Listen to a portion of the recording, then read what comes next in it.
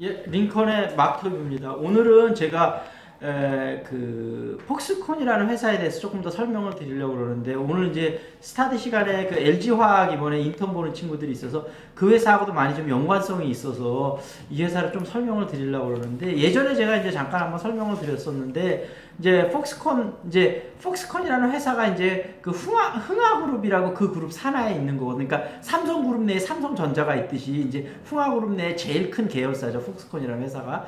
그래서 이제 그 CEO는 이제 코타이밍 회장이라는 사람인데, 이게 대만계 회사인데 이제 중국 사람이죠. 근데 이 회사가 이제 델 컴퓨터하고 아까 얘기했다시피 이제 애플 핸드폰을 거의 여기서 만들거든요. 그러면서 이제 굉장히 이제 성장을 많이 했는데, 이 회사가 성장을 하는 전략 중에 하나가 처음에는 다른 경쟁사보다 무지무지하게 낮은 가격을 제시를 해요. 그래서 계약을 따낸 다음에 계약이 낮으니까 이제 공급 물량이 점점 늘어날 거 아니에요. 그래서 나중에는 정말 어마어마한 물량을 어마어마하게 싸게 해주면서, 그래서 나중에 이제 가격을 살살 조금씩 올리는 거죠. 왜냐하면 나중에는 여기가 워낙 저렴한 가격에 워낙 많은 물량을 하다 보니까 쉽게 바꾸기가 쉽지 않은 거예요. 그래서 그런 전략을 이제 써서 많이 성장을 했는데, 최근 들어서 이 폭스콘이 주목을 많이 받게 되는 이유가, 그러면서 거의 매년 20%씩 가까이 성장을 했거든요. 매년 20%씩 성장한다는 건 굉장한 거예요. 그래서 이제 축적된 현금이 많이 생겼거든요. 그래서 얼마 전에 이제 그 일본계 샤프를 인수했잖아요. 그 100년 역사가 된 샤프를 인수하면서 그 부족했던 기술력이나 반도체 쪽으로 본격적으로 이제 그 투자를 하려고 그러거든요. 그래서 근데 여기서 이 인물이 또 흥미로운 것 중에 하나가, 아주 삼성을 진짜 싫어하고 강한 삼성 타도를 외치고 있는데, 그 이유가 삼성이 사실은 좀 잘못한 측면도 있는데, 유럽에서 그 LCD 패널을 만들면서 서로 이제 약간 담합을 했는가 봐요. 근데 이제 EU에서 조사가 나오니까 삼성이 몰래 거기서 뻗어갖고 EU에다가 우리가 이렇게 담합했다 그걸 알리고, 그 조건으로 자기네들은 과징금에서 빠진 거예요. 그리고 흥하고는 폭스콘은 엄청난 과징금을 몇 개 회사가 물었다고 그래요. 그러면서 이 커타임 회장이 삼성은 대먹지 못한 회사다, 내가 이 회사를 반드시 쓰러뜨리고 말겠다면서 공식적으로 막 삼성욕을 엄청 하고 다녀요.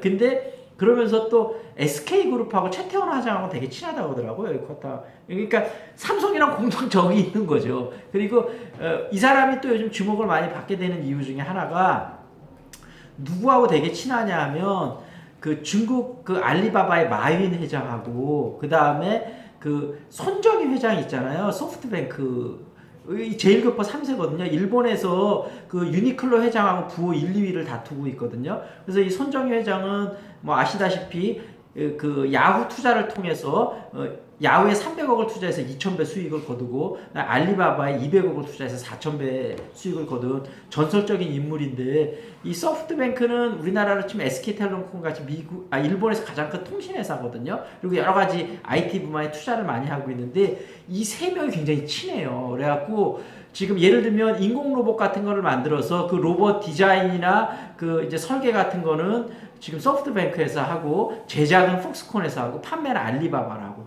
이래서 세 축이 굉장히 친한데, 그래서 이번에 사실은 이 트럼프 당선자가 기업인 중에서 가장 많이 먼저 만난 인물이 손정희거든요. 그래서 손정희가 사실은 가장 손을 댔었던 이유 중에 하나는, 그 스프린트라고 미국의 3위 통신회사를 인수했는데, 그게 인수하고도 계속 적자가 나서 규모를 좀 더 키워야 되겠다 그래서 4위 업체를 지금 인수하려고 하는데, 지금 미국 정부에서 허가가 안 나고 있어요. 손정희가 과감한 투자를 해줄 테니까 그 허가권을 획득하기 위해서 이제 거의 될 것 같아요. 그러면서 그 폭스콘도 끌어들여서 그 대규모 8조 이상 되는 걸 미국에 이제 공장을 지으려고 그래요. 그래서 트럼프가 막 손정희 최고라고, 그리고 손정희가 알다시피 알리바바 최대 지분을 갖고 있잖아요. 32% 갖고 있어서 마윈하고도 연결해서 마윈이 지금 이제 중국에 대규모 투자를 할 수 있도록 그렇게 만들었거든요. 그래서 어찌됐든 이 컷타이밍 회장이 과연 어느 정도 성공하면서 삼성을 견제해낼 수 있을지, 그런 것도 흥미거리고, 어찌됐든 이 폭스콘이나 이런 회사에 대해서 요즘 굉장히 많이 나오고 있거든요. 그리고 이제 중국하고도 관계가 깊으니까 중국에다 반도체에 아마 대규모 투자를 하는데 아마 제일 앞장설 것 같아요. 그래서 이 폭스콘이라는 회사하고 컷타임이라는 회장에 대해서 조금 더 한번 조사를 해보시면 여러 가지 업계 돌아가는 얘기라든지 그런 거를 좀 알 수 있고, 그다음에 손정희에 대해서 하나 더 기억하셔야 될 건, 얼마 전에 그 영국계 회사 반도체 그 CPU 설계하는 그 암이라는 회사를 인공지능하고 굉장히 연관성이 많은데 현금 31조 주고 인수했거든요. 그래서 그 정도로 이 손정희가 현금이 많아요. 근데 이대호가 왜 소프트뱅크에서 야구 선수로 활약했었잖아요. 그래서 어찌됐든 그 소프트뱅크 손정희 회장하고 또 마린 회장하고 이런 축하고 요즘 그 IT 업계라든지 그런 거가 어떻게 돌아가는지 그런 부분이 인공지능하고 연관해서 굉장히 앞으로 폭발적인 성장을 할 거거든요. 그래서 손정희도 은퇴했다가 다시 현업으로 돌아오면서 하는 얘기가 지금 싱귤레리티 특이점이 와서 지금 인공지능이 인간을 곧 넘어설 수 있는 이런 시점에 와서 엄청난 연관 산업 폭발을 하기 때문에 자기가 은퇴하고 앉아 있을 수가 없다. 너무 흥분이 돼서 다시 현업으로 돌아왔다. 이런 이야기를 할 정도거든요. 그런 것들도 한번 잘 살펴보세요.